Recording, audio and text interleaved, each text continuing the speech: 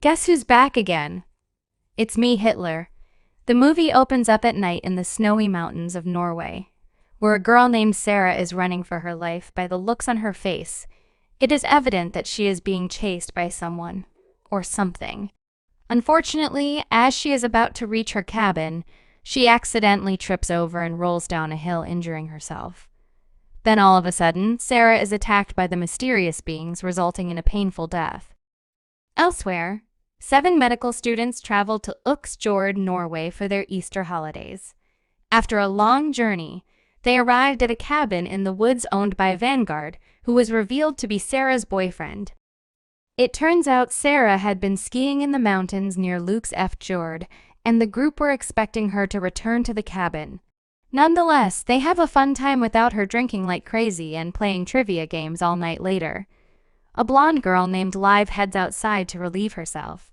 But as she is about to commence, she is startled by a mysterious figure moving in the dark. Liv holds her smelly business for the moment and hurries inside the cabin to inform everyone of her sighting. However, no one is ready to believe her as the group is contemplating on what to play next. Suddenly, a mysterious hiker arrives at the door. He wants to drink some coffee, and so the group reluctantly lets him in. After a while, the hiker starts to tell them the dark history of Uxfjord. During World War II, a force of German soldiers named Einsatzgruppe, led by a standoff and Führer Hitler. Oh, but I have to say that again had invaded and occupied the area the Nazis abused and tortured the local people for 3 whole years near the end of the war. With Germany's upcoming defeat, the soldiers looted all the town's valuables. However, the citizens staged an uprising and ambushed the Nazis, killing many of them, while the survivors, including the General Hitler, were chased into the mountains because none of them returned. The townspeople had assumed that all of them had frozen to death because of the harsh cold conditions. But in reality, no one knows what happened to them in the present. The hiker finishes telling his story with a serious face, but the teenagers simply laugh it off as a fairy tale. Annoyed, he leaves the cabin and sets up camp somewhere in the mountains. The hiker then proceeds to have some canned food when he is suddenly disturbed by a strange noise outside. It appears as if the beasts from the start of the movie are back. The hiker grabs his rifle and slowly walks outside his tent to investigate. But in the blink of an eye, a person flashes past him, slitting the hiker's throat. He hurries back inside the tent, but doesn't last long as the killer follows him inside and violently finishes him off. Meanwhile, Vanguard has woken to a ghastly figure, placing something beneath the floorboards of the cabin. Believing it to be Sarah, he calls out to her, but she ignores him and leaves the cabinet. Scared, Vanguard follows her, and shockingly finds her covered in blood. This sends shivers down his spine, but the very next second he suddenly wakes up, revealing that it was just a nightmare. The next morning, Vanguard decides to set out on a snowmobile to look for his girlfriend Sarah. He bids farewell to the group and instructs the alpha guy Martin to return down the mountain and call for help if he doesn't return the next day. After this, Vanguard scores the snowy hills until he spots a tent in the distance and heads towards it to investigate. But when he reaches the place, he is taken aback after finding the hiker inside dead, with his belly cut and his intestines exposed. Vanguard also finds a track of bloody footprints, which he starts following, hoping to find Sarah. Unfortunately, just as he reaches a bit further, he falls into a pit and gets knocked out cold. Later that evening, the group back at the cabin have drinks and blast some tunes. Meanwhile, as the fat guy Erland looks for some beer beneath the floorboards, he comes across an old mysterious wooden box. Upon opening it, he shockingly finds loads of valuables and golden coins from World War II. Everyone is stunned by the discovery, and they decide to split the treasure once Vanguard and Sarah return to the cabin. In the next scene, as the group continues partying throughout the night, Erland heads out to take a dump. Along the way, a golden coin falls out of his pocket and onto the snow. His girlfriend Chris also accompanies him inside the toilet, and the two ends up having coitus. Specific in a popular German pastime. Meanwhile, a creepy-looking zombie shows up outside and picks up the gold coin. This is the same creature that has been murdering the nearby hikers. Shortly after, Erland returns back inside the cabin. While Chris is still inside the toilet taking a dump, all of a sudden, She spots the zombie's face peeking through a hole and becomes terrified. Chris tries to escape with all her mind, but the floor beneath her suddenly collapses and she is covered in desiccation. Chris quickly gets up and lifts her way to the cabin while screaming for help. However, the others can't hear her because of the loud music inside.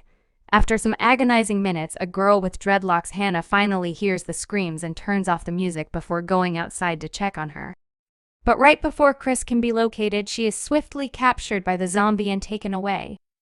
Meanwhile, the boys also become wary that something is lurking in the dark, so they grab a shotgun and go outside to investigate. To their horror, they find Sarah's rucksack buried in the snow.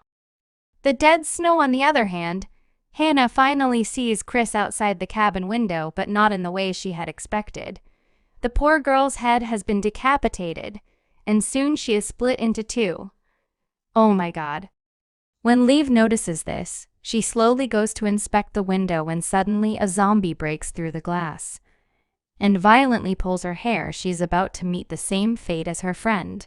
But Hannah arrives in the nick of time and cuts off Liv's here, hence saving her. Now the group finally realizes that they are being hunted by lifeless monsters, so they start to panic. After regrouping themselves, they barricade all the entrances only to learn that hundreds of these creatures have spawned outside their cabin. One of them pokes his hand through the window and tries opening the door, but Hannah swiftly cuts it off. Seeing this, Erland, the nerd, finally realizes that the attackers are zombies. He urges his friends to avoid getting bit at all costs. But ironically, he is the first one to do just that.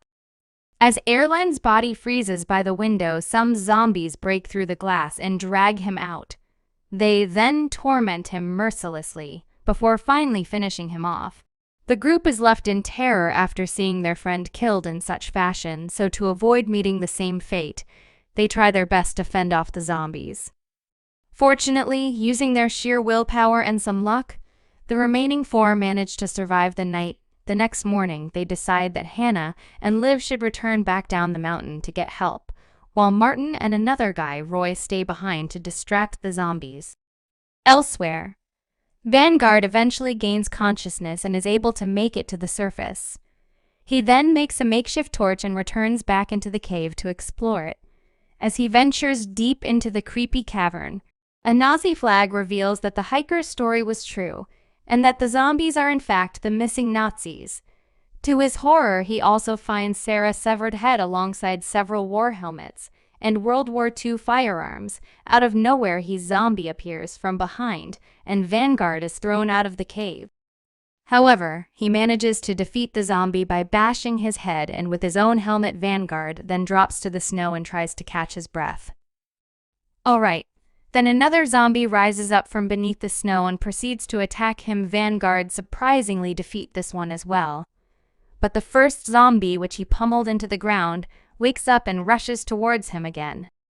The battle leaves both of them hanging off the edge of a cliff, but luckily Vanguard once again comes out victorious. After killing the zombie, he manages to grab onto his intestines and uses them as a rope to climb up. In the process, he is bitten in the neck. But Vanguard's adrenaline doesn't let him think much about that. Meanwhile, Hannah and Liv are seen running for their lives, with hundreds of zombies approaching them quickly. So with no options left, they separate and run in opposite directions. Liv is eventually caught by one of the zombies, and it knocks her unconscious later. She slowly awakens only to find the zombie feasting on her guts. So as a last-ditch effort to kill the zombies, Liv quickly pulls the pin on one of the M24 stick grenades and finishes off every being in the area, including herself. However, the resulting explosion attracts the attention of the zombie leader. It's a me, and so he sends his troops near the scene. On the other hand, Hannah hides up in a tree while two of the dead scour the surface in search of her. It appears as if she is going to remain undetected, but right then a cheeky crow spots Hannah and begins making a lot of noise. This exposes her location, and as a result, one of the zombies starts to climb the tree. Fortunately, Hannah uses her quick thinking and manages to flee the scene. She then leads the zombie to a cliff's edge and breaks the ice, causing both of them to fall down onto the thick snow. None of them are seriously injured, but Hannah is the first one to get up. Using this advantage, She bravely kills the zombie before heading back to search for her friends back in the cabin. Roy and Martin try their best to secure the doors, but instead set the whole thing on fire after a Molotov fails to hit his zombie. They try to call for help, but the cops immediately hang up as they don't believe their crazy story as a last resort, to exit the burning cabin and enter a small storeroom shack. In the meantime, the guard makes it back through his snowmobile and uses a fishing hook to stitch his wounds. He then mounts a machine gun on the vehicle before heading to rescue his friends. On the other hand, Roy and Martin also manage to find all sorts of tools and equipment. Realizing that it is do or die, they decide to gear up and face the deadhead. The two of them arm themselves and begin to tear up the zombies one after another. Vanguard also arrives just in time on a snowmobile and opens fire on the zombie troops, laying waste to all of them. However, the dead rise up again for a second wave and catch Vanguard off guard. This time our brave protagonist is of no match, and he quickly shredded to Pete. That was terrible. This time our brave protagonist is of no match as he is quickly shredded to pieces. When Martin witnesses this, he becomes infuriated and goes to town on the zombies. In the midst of the chaos, Hannah arrives, but Martin mistakes her for a zombie and slashes her throat, killing her instantly. Martin, you dumbass, devastated by what he has done. Martin continues to lead out his anger by murdering all the zombies one by one, but in the process he also gets bitten on the arm. This leaves him with a tough decision to make: either it's him turning into a zombie, or his arm getting cut off, not wanting to become a Nazi. He grabs a chainsaw and amputates his own arm. However, his efforts are thrown down the drain as he is soon bitten in the balls. Following this, the zombie Captain Hitler finally shows up and confronts the boys just as they prepare to take him down.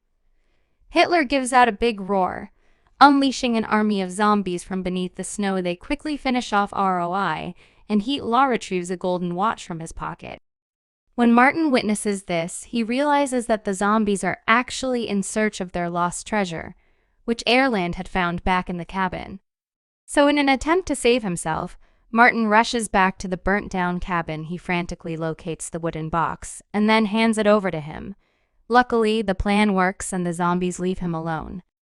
A relieved Martin then peacefully makes his way down the mountain and enters a car. However, just as he is about to take off, he finds a gold coin on the car floor. It turns out he had secretly pocketed it back in the cabin. The movie ends as Hitler and his group appear outside the car, ready to murder Martin. Further ado, Gold Dust is Richtig Hitler. Subscribe for more videos like this, turn on notifications, and leave a like to help the channel out. Thank you for watching.